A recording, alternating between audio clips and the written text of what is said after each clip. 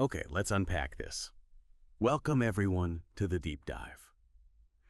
Today, we're doing something a bit different, taking you behind the blotter with the Peshtigo Times. That's Peshtigo Times. Our mission, well, it's about pulling back the curtain, getting a look at the raw daily pulse of our communities right here in Northeast Wisconsin. We've got quite the stack of sources today. It's a collection of police reports straight from the Marinette and Menominee departments. And we're looking at a specific window here, August 15th through August 24th, 2025. We're going to try and unravel the daily happenings, the mysteries, sometimes just the plain curious stuff, bring these blotter entries to life, with that Northeast Wisconsin flavor. Think of it as your shortcut to knowing what's really going on right outside your door. Yeah, and what's really illuminating, I think, is how these reports offer such an unfiltered glimpse. I mean, these aren't polished news stories, right? They're the initial notes, the first actions from local law enforcement. And when you dig into these details, the stuff that often gets overlooked, you get genuine insight into the day-to-day challenges, the incidents that really shape our towns. It makes you ask, what can we actually learn about ourselves, about our neighbors, just by looking at these, well, sometimes small, sometimes very personal interactions with the law. We're hoping to connect some of those dots for you today. Absolutely. So let's dive right in. We'll start with the Marinette Police Department reports. And you'll hear this particular week, it really kicks off with some genuinely serious events right from the get-go. Okay, August 15th, 2025. We start on Liberty Street in Marinette. A deeply concerning incident. Vanessa Miller, 49 years old. She was charged with physical abuse of a child. Yeah, that's a charge that really hits hard. When you see something like physical abuse of a child on the blotter, it just immediately highlights the vulnerability, doesn't it, of the youngest people in our community. For police, for social services, these cases are, well, they're among the most serious. They often trigger a whole complex web of investigations, support mechanisms, trying to protect kids, intervene. Heavy stuff to start the week. Okay, same day, the 15th, another significant incident, this time on Merriman Street. Louis Ayers, 43, of Marinette, cited for OUI, operating under the influence, and failure to control his vehicle. Apparently he struck two parked vehicles, owned by Jolene Krauth, 43, and Wanda Walton, 61. Two vehicles. Yeah, OUI incidents like this, they're unfortunately a really persistent public safety concern everywhere, really. Here in Wisconsin, even a first offense usually means big fines, mandatory substance abuse assessment, license revocation. And beyond the immediate damage, think about the strain on emergency services, right? Plus, it contributes to higher insurance costs for everyone. It ripples out. Right. It's not just about the one driver. Okay, rounding out August 15th in Marinette, something less dramatic, but, still notable. Over on Marinette Avenue near Culver's. Vehicles driven by Adam Bruce, 25, from Appleton, and Brady Eastman, 18, of Marinette. They collided. Thankfully, the report says no injuries, no citations issued. Just a fender bender, it seems, the kind we all try to avoid. Yeah, exactly. Those happen. All right, moving on to August 16th, 2025. This day starts a bit peculiar. Roosevelt Road. Philip Sousa, 42, he's from Nakusa, Wisconsin, needed assistance after his vehicle went into a ditch. These seemingly simple reports like vehicle in ditch, they can hide a lot. Could be anything, right? Distracted driving, maybe a sudden mechanical issue, could even be a medical thing. For the officers responding, it's routine on one level, but it can escalate fast depending on the situation. Requires traffic control, tow trucks, the whole bit. True. Okay, also on the 16th, back on Roosevelt Road, this time near Noodles and Company, another common one, Michael Rivest, 57, of Menominee, backed into a vehicle operated by Victoria Arndt, 32, from Lena. Again, good news. No injuries, no citations, parking lot bumps. Yeah. Yeah, we've all been there. We're seeing it. Definitely a universal experience. Unfortunately, the 16th also had a more serious turn. Christopher Deegis, 48, of Marinette, crashed his motorcycle after losing control on Mary Street. And the report notes injuries were reported in this one. Yeah, motorcycle accidents, given the rider's exposure, they often result in injuries, even at relatively low speeds. It's a stark reminder of the risks involved and the quick response needed from first responders for medical care and the accident investigation itself. Definitely. Okay, now, August 17th, 2025. Here's where it gets really interesting. Like you said, multiple layers here. On Russell Street, we've got Max Bernal, 30 years old from, look at this, the Bronx, New York, cited for operating under the influence, failure to keep his vehicle under control, lane deviation, and possession of THC. This was after striking a parked vehicle. Belonging to Larry Liljestrand, 82, of Marinette. That is quite a list from one event. It really is. It's a perfect example of how different legal issues can just pile up in one incident. Take possession of THC in Wisconsin. Even a first offense that's typically a misdemeanor, fines, maybe license suspension. Combine that with OUI, the traffic stuff. It really complicates the legal side of things. Can lead to, more severe penalties when added together. And yeah, the fact he's from the Bronx, it just highlights that our local towns, they interact with people from all over facing all sorts of situations. Right.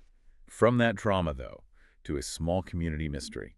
Also on August 17th, a women's Roadster MT Sport SX bike found near Lollyswick Trip, placed in storage. Someone out there's probably missing their bike. These found property reports seem minor, but they're actually a key part of community policing. Officers logged these items, hoping to get them back to their owners, maybe put out a notice. It shows that side of the police department's role, beyond just enforcement. It's about service, too. Good point. And to close out August 17th for Marinette, another drug citation, Ali Chisek, 25, from Green Bay, cited for possession of THC. This was on Marinette Avenue and Cleveland Avenue. Seems THC possession pops up a bit. It does appear with some regularity in these types of reports, yeah. Okay. Moving to August 18th, 2025. The Marinette reports show a quick but significant arrest. Patrick Wozlowski, 57, of Marinette. Okay. Picked up for a probation violation. Right. And a probation violation. It isn't just, missing a meeting. It means someone previously convicted allegedly didn't follow specific court orders designed for public safety, and maybe their own rehabilitation. These violations often mean heading back to court, maybe even further jail time. Gotcha. Also on the 18th, a younger driver involved in an incident, Ember Buzzard, 19, of Marinette, slid after negotiating a curve on Cleveland Avenue, hit a guardrail. Luckily, the report says no injuries, which is always a relief in those situations. Yeah, incidents with newer drivers, especially on curves. It's pretty common, unfortunately. It really highlights how important it is to understand how your car handles, adjust speed for conditions, Yeah. even when roads seem fine. It's a sharp reminder for all drivers, really, but maybe especially those with less experience behind the wheel. True that. Okay, let's unpack this next one. This is from August 19th, 2025. And it's particularly serious and long list of charges. Alan W. Vollmer, taken into custody on Walnut Street. Ready for this? Disorderly conduct, battery, felony bail jumping, possession of THC, second offense, this time possession of drug paraphernalia, and possession of Schedule I hallucinogens. Wow. That's a very full dance card for one person. It really is. This report just paints a picture of escalating legal trouble. Felony bail jumping, for example. That means he was likely already out on bond for a serious crime and then allegedly broke the rules of that release. Combine that with possession of Schedule I hallucinogens. We're talking things like LSD, MDMA, drugs considered to have high abuse potential, no accepted medical use. It just indicates a really complex legal mess, challenging for the local justice system on, multiple fronts. Definitely sounds like it. Okay, shifting gears a bit for August 20th, 2025. A lighter, but still common, community issue here. Holly Nemorowski cited for an animal at large on Pierce Avenue. Guess even our furry neighbors make the blotter sometime. Happens more than you might think, part of keeping public order. Now for August 21st, 2025. This day begins with a personal loss reported. Alicia Williams reported the theft of an iPhone 11 and a stroller from her residence on Armstrong Street. Oof. Yeah, property theft. Especially items like a phone, a stroller. They can feel really personal and be deeply impactful. It's not just the money, right? A phone is how we connect. A stroller is vital for a parent getting around.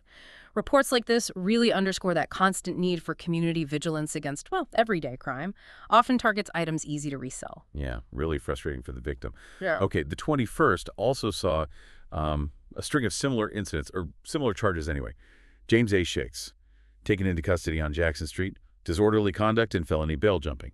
Then Jesse A. Polson, taken into custody on Roosevelt Road, disorderly conduct, and Justin E. Gollagher, taken into custody on University Drive, also for disorderly conduct. 3 separate incidents. Well, disorderly conduct covers a pretty wide range of behaviors, seeing a cluster like that on one day. It might suggest maybe a busier period for police interactions with the public. Maybe related to social gatherings, maybe just individuals causing disturbances. Hard to say for sure. But that felony bail jumping charge for James Shates, again, adds that extra layer of seriousness. Shows a repeated challenge to court orders. Right. Okay, August 22nd, 2025. Yeah. A very seasonal minor infraction reported. Derek J. Van Cleve, cited for a firework violation on Hall Avenue, a classic summer evening sound, sometimes leading to a citation. Indeed. Noise complaints, safety concerns around those. Moving to August 23rd, 2025. Another OWI incident to report. Leroy Jefferson, Taken into custody on Pierce Avenue and Cleveland Avenue. Operating while intoxicated, first offense noted. Just continues to emphasize that constant need for public safety efforts on our roads, doesn't it? It really does. It's a persistent issue officers are always watching for. And finally, closing out the Marinette reports for this period, August 24th, 2025. 2 items. First, on Marinette Avenue and Mary Street, Torian Cooper was taken into custody on a warrant. And second, Franklin E. Davis, taken into custody on Miller Street for disorderly conduct and resisting and obstructing an officer. Yeah, these last two highlight a couple of important things. Warrants are, vital legal tools. They ensure people comply with court orders, maybe related to past offenses or missed appearances. They have to be served. And resisting or obstructing, that not only makes the initial situation more dangerous and difficult, but it adds significant legal trouble for the individual. Emphasizes why cooperation is so important during police encounters. Absolutely. Okay, let's metaphorically cross the bridge now. Let's dive into the Menominee Police Department reports for the same time frame. Just a stone's throw away, of course. But sometimes you see slightly different rhythms, different challenges. Still got that familiar Northeast Wisconsin flavor, though. Right. Interesting to compare. So we kick off Menominee on August 15th, 2025. A direct arrest here. A 46-year-old male arrested for assault. This was on the 1400 block of 30th Avenue. Serious charge right out of the gate there, too. Underscores the immediate threats officers sometimes face. Absolutely. Assault calls are inherently unpredictable. Okay, August 16th, 2025, in Menominee. Seems there was a focus on parole violations this day. First, officers investigated a report. A 37-year-old male, possibly in violation of his parole, 5000 block of 13th Street. And then separately, a 44-year-old male was arrested for violating his parole, 1200 block of 16th Street. Parole conditions, they're a really critical part of the justice system. They're designed to help someone reintegrate after being incarcerated, but also, crucially, to ensure community safety. Local police play a big role in monitoring if people are following those conditions, things like curfews, maybe substance use restrictions, and violations. They pose a real challenge, both to public safety and, frankly, to the individual's own path forward. Right. Okay, August 17th, 2025. This was a pretty busy day for Menominee PD, looking at these reports. Starts simply enough. Officers took possession of a woman's purse, found near the Hattie Street Bridge on the 900 block of 26th Street. Another lost item. Hopefully it found its way back home. Let's hope so. Following that, though, a very serious arrest. A 45-year-old female, arrested on the 1400 block of 8th Avenue for possession of dangerous drugs and violating her conditional bond release. That's a potent mix. It is. This highlights someone who was already under court supervision, right? Conditional bond release means specific rules were set while awaiting trial for something else. Allegedly breaking those rules plus the drug charge, it significantly escalates their legal jeopardy. Shows kind of a repeated challenge to the legal system's requirements. Yeah, definitely compounds things. Also on the 17th, kind of specific, officers investigated the theft of a Michigan motorcycle plate. This was on the 3400 block of 13th Street. Just the plate. Theft of a license plate, especially an out-of-state one. Sometimes that can be linked to other things. Trying to conceal a vehicle's identity, maybe avoid tolls, maybe even facilitate other crimes. Seems minor, but can have bigger implications. Interesting. Then, still on the 17th, a traffic-related arrest. A 32-year-old male, arrested for not having a license and failing to signal properly. Intersection of 10th Street and 17th Avenue. Right. While maybe seeming minor on the surface, no valid license, plus other violations like not signaling, it definitely increases risk on the road. These are, basic rules meant to keep traffic flowing safely, prevent accidents. Disregarding them makes it less safe for everyone. Makes sense. Now, here's one that definitely raises some eyebrows. Still August 17th, officers investigated a report of intimidation and tar stalking of a public official on the 1700 block of 1st Street. That is, that's a deeply concerning thing for any community. It really is. This brings up an important point about sort of the health of local governance. When public officials, people serving the community, are targeted like this, with intimidation, stalking, it can erode trust in local government. It might discourage people from participating in civic life, could even impact how essential services function. It's an attack not just on one person, but really on the fabric of civic life itself. Wow. Heavy implications there. And finishing up that very busy August 17th in Menominee, more bonds and OWI arrests. A 37-year-old male arrested, 2500 block of 16th Avenue, violating pretrial release conditions. And a 31-year-old male arrested, operating while intoxicated, intersection of 10th Street and 16th Avenue. Seems like the 17th was just a day packed with varied incidents, but definitely a recurring theme of people pushing against legal boundaries. A very active day for the department, clearly. Okay, jumping ahead now to August 19th, 2025. Menominee officers investigated a two-vehicle accident. This was at the intersection of 10th Avenue and US 41.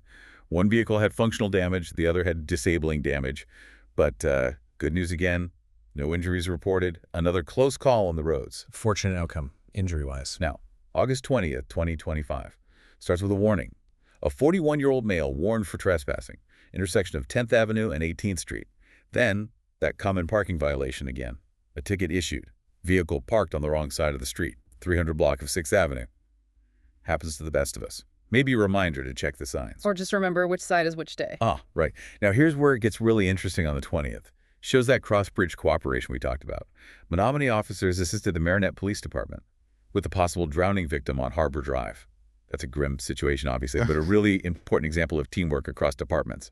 Absolutely. This perfectly illustrates how law enforcement here, they don't operate in isolation. Something like a possible drowning, it transcends city limits. That seamless cooperation between agencies, it's crucial for an effective emergency response, especially in the Marinette Menominee area. It saves time, maybe saves lives. Crucial link. Okay, the 20th also saw another two-vehicle accident, investigated at 10th Street and 11th Avenue. Disabling damage to one vehicle, functional to the other. Again, thankfully, no injuries reported. A lot of vehicle incidents this week, it seems. It does. And on a more personal note, from the 20th, an assault reported between a 63-year-old male and a 67-year-old male. Investigated on the 2100 block of 10th Street. Conflict, it seems, truly knows no age limit. That's actually a really perceptive way to put it. It challenges stereotypes, doesn't it? Reminds us that interpersonal conflict, disagreements that can happen in any demographic. Police get called to mediate, to handle disputes across all age groups. Requires a pretty nuanced approach, I'd imagine. I bet. Okay, rounding out August 20th in Menominee, a final traffic citation. A 17-year-old male cited for a defective muffler. Intersection of 9th Avenue and 10th Street. Keeping our streets sounding, well, acceptable. One muffler at a time. Part of vehicle maintenance checks, yeah. All right, finally, our last day of reports, August 21st, 2025, from Menominee. It brings us, guess what? Another parking ticket, same issue, same block, vehicle parked on the wrong side of the street, 300 block of 6th Avenue. They're definitely watching that spot. Seems like a consistency in enforcement, perhaps. Maybe so. Yeah. But the day in our report period ends on a positive, helpful note, which is nice. Officers assisted a motorist locked out of their vehicle, 3200 block of 13th Street. And then they assisted another motorist locked out of their vehicle, 300 block of 43rd Avenue. A little community service to finish things off for the week. Yeah, these calls, assisting locked out motorists, they're a fantastic example of that less seen side of police work. It really underscores that law enforcement isn't just about arrests and tickets. It's also about being, a visible, accessible resource for people in just everyday jams. These seemingly minor acts of service, they're actually pretty crucial for building and keeping positive community trust. That's a great point. So wrapping this all up, what does it all mean? We've seen quite the range this week, haven't we? From Marinettes and Menominee, everything from really serious crimes, physical abuse of a child, felony bail, jumping down to the more mundane but still impactful stuff like car accidents, parking tickets, helping someone who's locked out. It's truly a week in the life, laid bare in the blotter, reflects the challenges, sure, but also the quieter moments of community life here in Northeast Wisconsin. It does. And what's fascinating looking at it all together is how these daily reports paint such a surprisingly vivid picture. It shows the complex web of human interactions that local law enforcement has to navigate every single day. Highlights their dedication in handling critical emergencies, yes, but also that consistent role in just providing routine assistance. It reflects the huge variety of needs and incidents across our towns. Absolutely. So here's the thought to leave you with. As you go about your week, maybe in Marinette, maybe Menominee, maybe elsewhere nearby, consider these small daily interactions with the law. Or just observe what's happening around you. What everyday blotter entries might you be witnessing, even indirectly? And what do they tell you about the world right outside your own door? Something to think about. Thanks for joining us for this special deep dive behind the blotter with the Peshtigo Times. We'll catch you next time.